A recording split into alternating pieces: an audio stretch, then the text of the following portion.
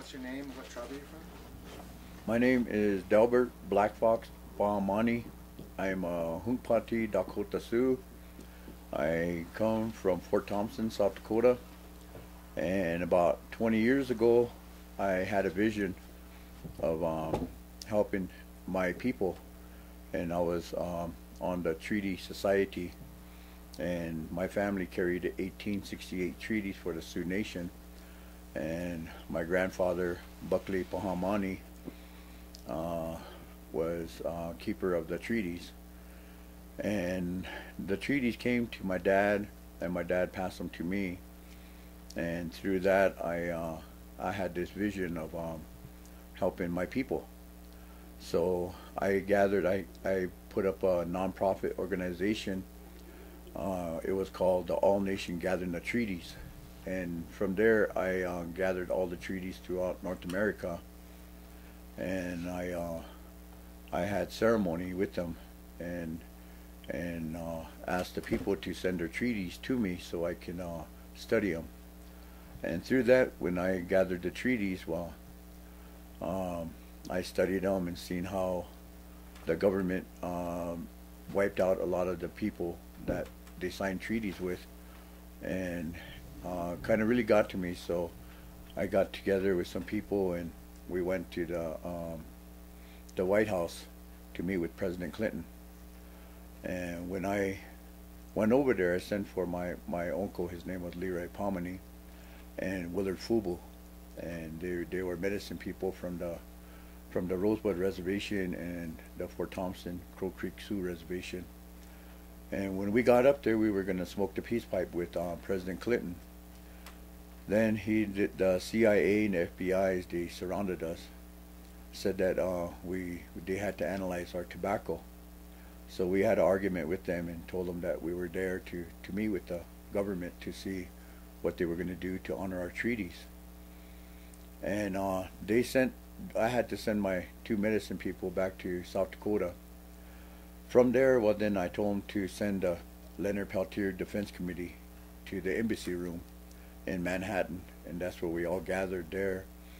And I took the treaties there, and we argued while we protested in front of the embassy room.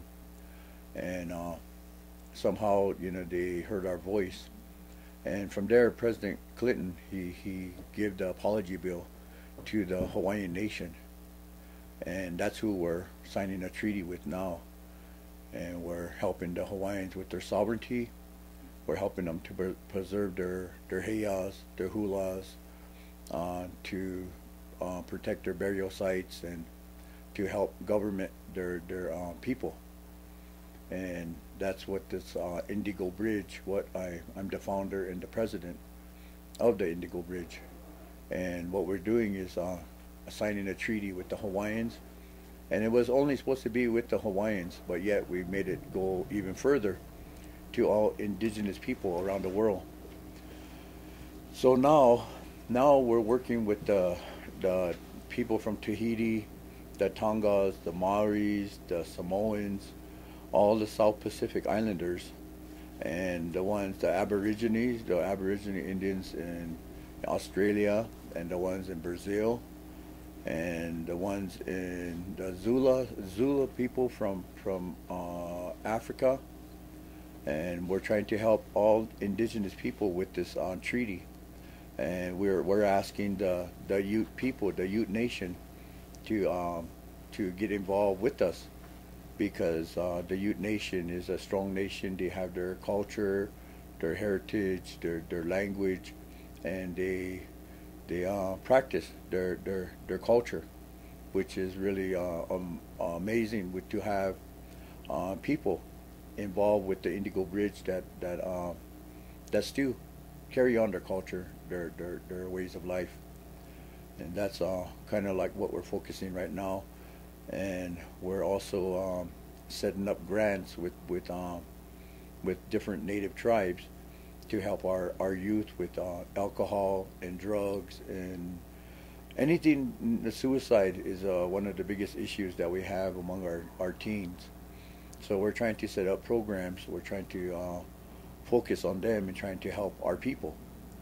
And I think that we're trying to do something good for our people, and plus we're trying to get a better, stronger voice with the United Nations, and bringing our people together as one nation will give us a stronger um, input with the United Nations, helping preserve our language, songs, dances, our archives that are in Smithsonian Institution. We want to get them back and return them to our people, and that's mainly what we're trying to do is protect our people, so that way that our children, the ones that are not thought of yet, will be able to have something to fall back on.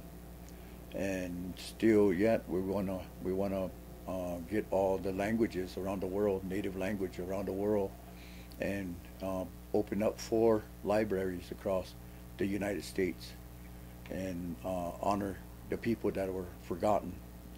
That's what we're focusing on right now. Okay, great. So you've mentioned some of the problems that are common in the community, suicide, alcoholism, and so forth. How would you see Indigo Bridge helping to solve some of those problems? Like, what sort of programs would you want to see evolve out of this process? Well, what we would like to do is have mainly jobs set up for them, because on our reservations we don't have enough jobs. We would like to, set up job programs to even just have the boys go and clean out grandmother's backyard, and probably fix their windows or whatever we could do to create jobs for the youth, so they can be active among the community for the elders, and same time they would learn from the elders. We could set up programs for the elders to come and talk to the youth inside the schools. We could enforce our language and our culture inside of the schools. We need to do that more. That's some of the programs I would like to start out with the tribes. And 2, I would like to start out with the wellness centers around with the casinos, that we can have our sweat lodges, our Native American church, our sun dances, and all these things practiced, and get our people, young youth, involved with that. So the wellness centers would be using indigenous methods for healing and creating well-being. Yes, and we would like to teach our youth about our medicines, and how to make shampoo, and how to do different stuff like that, to get them involved with that. And yet we would like to go and have our elders get more involved, and it seemed like we kind of like pushed our elders aside, and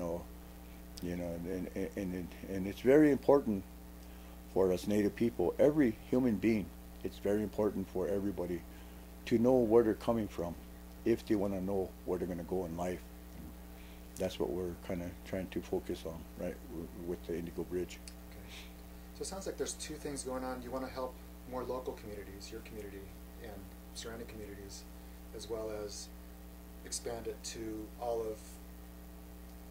indigenous tribes around the world eventually. Yes. Because all indigenous people, like down in Brazil, they have medicine that can cure, diabetes. They have, stuff that can help with different kind of illness that we have among our people. And sharing our culture and learning from them, we can help them and they can help us. That's what the focus is, in connecting all indigenous people together. What role, if any, will the U.S. government play in the Indigo Bridge process of evolving? Well, the government, if they see something good going on, they wanna put their thumb on it and keep us down. So I try to keep the government out as much as possible, and that's why they signed a lot of treaties with my people, and not just with my people in America, but in Canada, Mexico, and all over around the world. And those treaties have always been broken.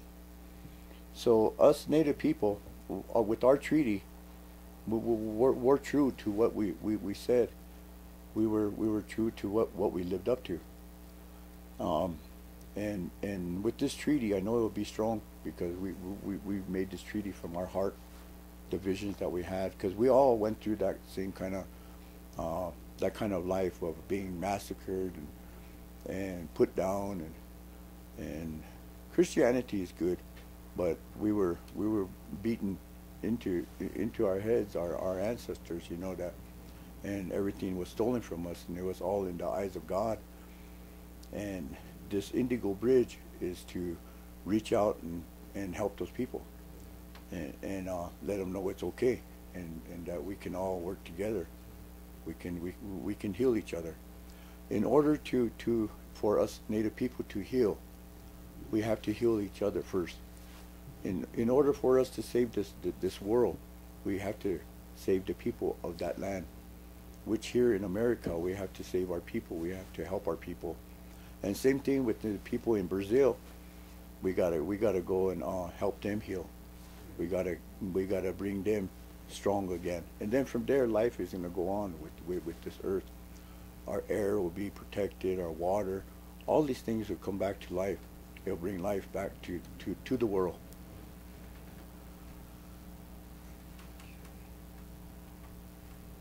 So do you see any hope at all of getting any help from the U.S. government? I know that recent presidents may not have been that backing of trying to help indigenous people. But do you see, I know that like Dennis Kucinich and there's some other people in the government who are more friendly to those issues. Do you see any possible ally there? You know, I got tired of, asking the government for help. I got tired of, asking for handouts. And that's what it does. That's what it comes down to, is just nothing but handouts. But yet, now the way I look at the Indigo Bridge is that we don't need a government. We don't need that government. We need to go and our government been this way for many generations. And when the government came into this country, their government today is based on how we lived long time ago. President of the United States, the Vice President, Secretary, Treasurer, the main chief, the medicine man, the best hunter, and the strongest warrior. Those is what we had among our people, and that's what we today we have our chief, our medicine man, the strongest warrior, the best hunter. That's what we had. And then from there, the council people. That was what we had among the people. And when we had, like my last name, Bahamani, it means holler as he walks, big voice, camp crier, messenger, or scout. And we used to run, hit the teepees, and tell the people, come on, time they're gonna talk. And the people will get together and the chief will talk. A long time ago, the chief, he used to be the last one to eat.